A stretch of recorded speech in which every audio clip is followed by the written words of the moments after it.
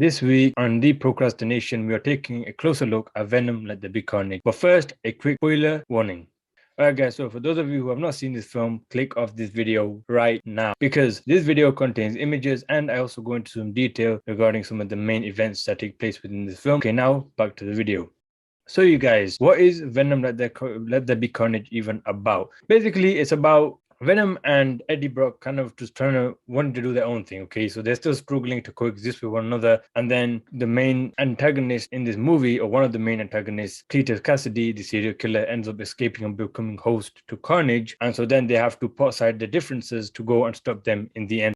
Alright guys, so first things first I want to talk about is the relationship between Venom and Eddie in this film, because in this film it goes into a little deeper into the relationship between the two, because as I mentioned in the overview just a minute ago, that they are struggling to coexist. Because what's happening now is, if you've seen the first film, you'll know that Eddie and Venom go out chasing criminals and stuff, kind of getting involved in that, stopping criminals and stopping crimes and things like that, right? And in this film, Eddie is trying to lay low. He doesn't want to get involved with any of that stuff, and that's becoming problematic because Venom wants to be going out there and doing that. Mainly because he likes eating heads. He's hungry. I'm not even joking. He's actually hungry. He mentions this throughout the film a lot. That I'm starving, and he's living off chocolate and chickens, and that's really not enough for him. And so he wants to go out and basically fight crime like they were doing in the first film. Only problem is that, and Eddie mentions this, is that FBI are actually still investigating the events from the first film, and he knows that if he was to go and do another act, if he was to get involved in another crime like he did in the previous films, then they will end up linking him, right? So they'll know that he is linked to all these crimes and all this kind of madness, and that's not what he wants. He just wants to kind of lay low. He wants to kind of rebuild his life again and kind of just go off to be a journalist. Venom's not happy with that, and eventually in the film they start to fight. They have a fight and then they go their separate ways. Not long after, we are introduced to Carnage. Now, Carnage,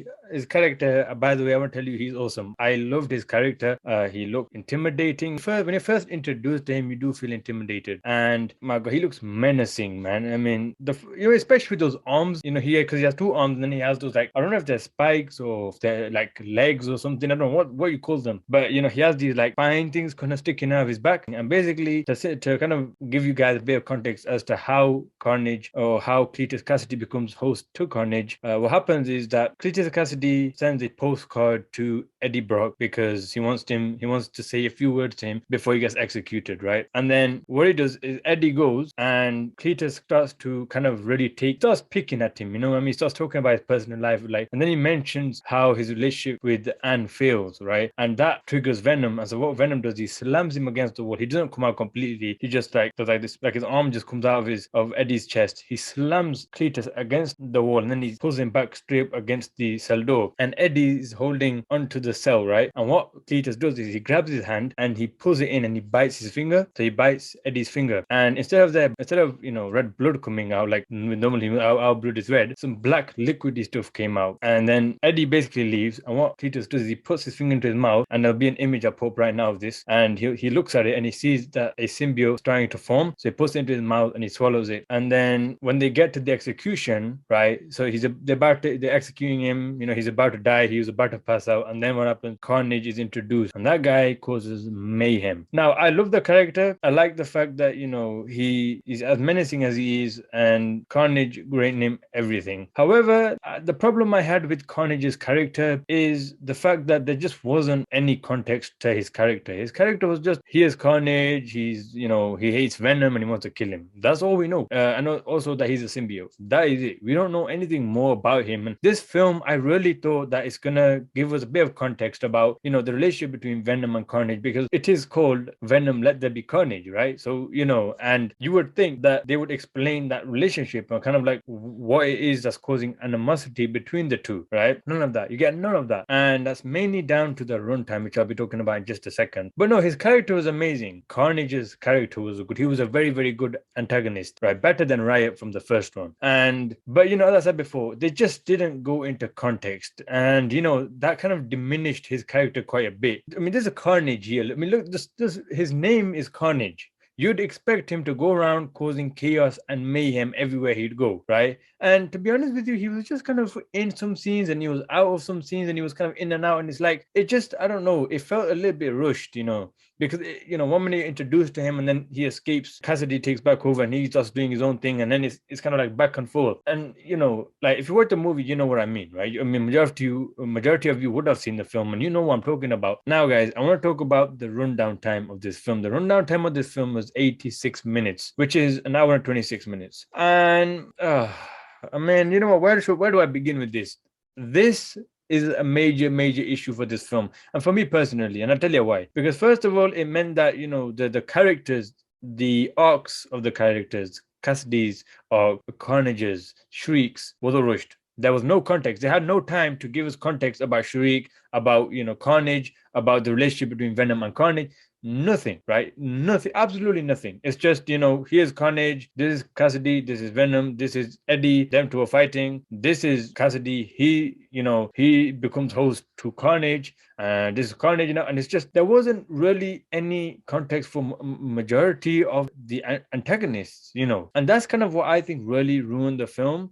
If they had maybe another half an hour, if this film was 2 hours long, I do think that would have been a lot better. They would have been able to explain, some of the concepts, some of the major concepts, but no, nothing, and this is a big blockbuster film. Now, if this film was the first Venom film, it would have worked. It would have worked because obviously we've not had a movie before this, but because it isn't, because we've already had a film before this, which was 2 hours and 20 minutes long, right? Almost double the size. That movie was better in the sense of the story because, they had more time to go into context with, who Riot was, who Riz Ahmed's character was, I forgot what his name is, but who he was, what Oscorp is and what they're doing, and, Venom and Eddie, and the kind of just to give us the context and kind of dive deeper into these characters, we were able to learn a lot about them because of the rundown time. But in this film, that's all rushed. It feels very, very rushed. I mean, the actors were great. Don't get me wrong. Woody Harrelson, Naomi Harris, they did a great job playing those characters. But at the end of the day, it doesn't matter. It's about, do you really dive in deep into the characters? Are the characters really significant? What do we learn about the characters?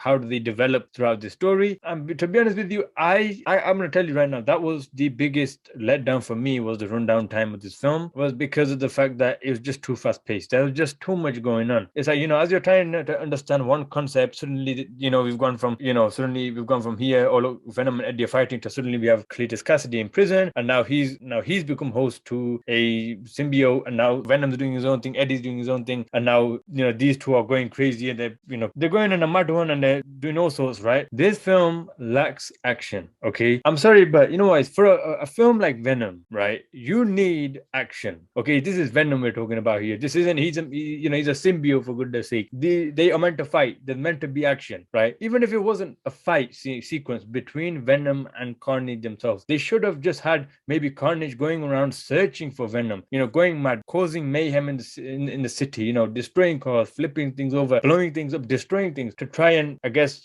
get Venom's attention. But none of that. They had none of that. What did they do? They had a wedding between the two, and then Venom turns up because they've taken Anne and Mulligan, right? They've all been kidnapped, and then Venom turns up and they have this fight, which, by the way, the fight sequence was good, and I'm going to talk about that in just a second. But the lack of action in this film just is beyond me, man. It's beyond me. Like, I mean, for example, there's only one fight scene. That's the final battle, which to me is quite insane. Now, I get it that the rundown time of this film wasn't very long. I think they decided, you know what, we're just gonna rush this movie. I guess pretty much, for me, the biggest thing that really diminished this movie for me, I still enjoyed it because there was you have the comedy between Venom and Eddie, and then you have the final battle sequence and the introduction of Carnage. But still, I was disappointed with the character development in this film because there really isn't a lot of it. And now that leads us to what the final battle, the climax of the film. I enjoyed this battle sequence, and I think a lot of people will as well. If you love action movies, you're gonna love this battle sequence. It was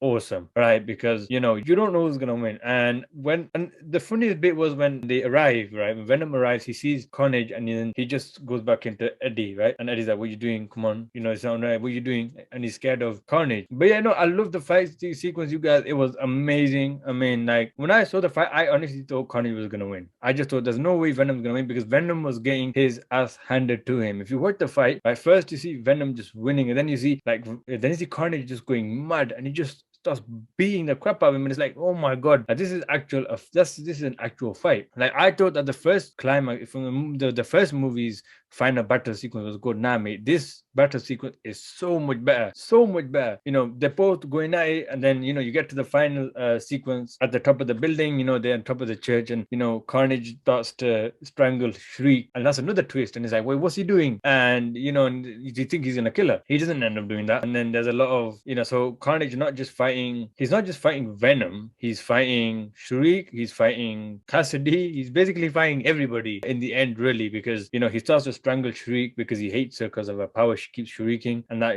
they're sensitive to they're sensitive to sound waves, and so he doesn't. It hurts him, right? The sound waves hurt him, so he hates her. And there's a bit where he starts strangling, and it's like, oh my god, dude, he's actually gonna kill her. Like, I'm not gonna lie, like, you can see in my face when I was watching that sequence, you guys, I'm like, oh my god, he's going to kill her. He is going to kill her. And then you can see, Cassidy like, no, what are you doing? Stop. And so you could kind of see it's kind of like it just falls inwards. You know what I mean? It's just like an inward clash, and he just betrays Cassidy. Carnage betrays Cassidy, goes crazy on Shriek, and because at this point in time, Venom and Eddie are under this rubble because a big chunk of the roof just falls down and then gets stuck under the rubble of it. And at this point, is Venom's like, we can't win. Like, he's just too strong. We cannot win. And then when they realize that, Cassidy and Carnage are not actually, they're not symbiotic, right? Which means that they don't actually work together very well. Then they, they go back over, fought off, and yes, they won in the end. And it was amazing. I loved that final battle sequence. I cannot lie. Like, it was the best of the two.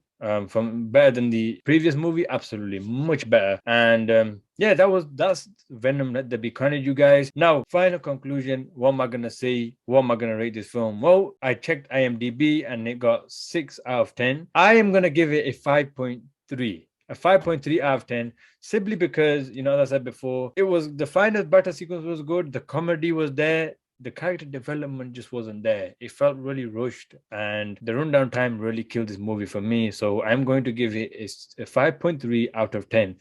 Do I recommend this film? Well, if you enjoyed the previous film, you're gonna enjoy this one. If you're watching this movie because you want to learn more about Carnage, forget about it. You're not going to learn anything about Carnage at all. But if you're watching this movie, because you're just a general Venom fan, I think you're going to like this movie. Yeah, this movie is good. Is it better than the first one? In terms of story-wise, no. Story-wise, it's not. But in the sense of, the final battle sequence, absolutely. The antagonist Carnage is a much better villain than Riot, absolutely, without a shadow of a doubt. This is just my personal opinion, by the way. Yeah, guys, that concludes this week's episode, of the first episode of Procrastination. I hope you enjoyed, guys. If you did, don't forget to leave a like, comment, share, and subscribe. Turn on the bell notification, join the family, because this is 2022 and the Aliverse Storm is coming your way. And there's so much more to come this year, you guys. So subscribe. Hit the subscribe button. Come on, let's build the channel this year, guys. By the end of this year, let's get to 1,000 subscribers. 1,000 subscribers before the end of this year is your target. So let's see, guys. Can we do it? Let's get together. Let's go do some more reviews. And you know what? Until next time, I'm out. Peace.